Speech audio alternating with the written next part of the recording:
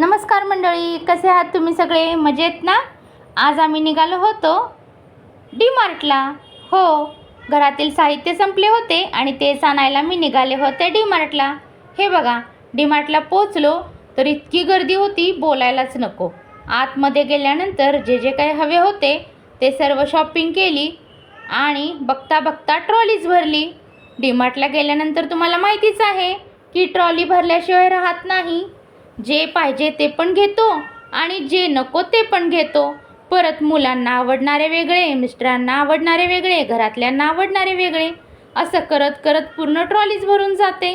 पाहू शकता तुम्ही, वेगवेगळे ब्रँड, वेगवेगळ्या किमती, वेगवेगळ्या ऑफर, असं सर्व डी-मार्टला असतं. म्हणून आपण गेलो की गोंधळूनच जातो की काय घ्यावे आणि काय नको. अजून जरा घ्यावे की डबल घ्यावे की सिंगल घ्यावे, होय की नाही? असे कुणाकुणाला होते मला कमेंट करून तुम्ही नक्की सांगा, होय ना? पाहू शकता डायपर वगैरे होते आणि रक्षाबंधन स्पेशल राख्या पण होत्या तिथे आणि गिफ्ट पण होते खूप सारे. रक्षाबंधन जवळ आली आहे त्यामुळे वेगवेगळ्या ऑफरसुद्धा होत्या. आणि पाहू शकता तुम्ही, मी तर जास्त करून ग्रोसरी आणि थोडंफार मुलांना खायच्या वस्तू घेतल्या. बाकी बघू शकता तुम्ही, चायपत्ती वगैरे अशा खूप साऱ्या वेगवेगळ्या ब्रँड्सवर तिथं ऑफर असतात. तुम्ही पाहू शकता.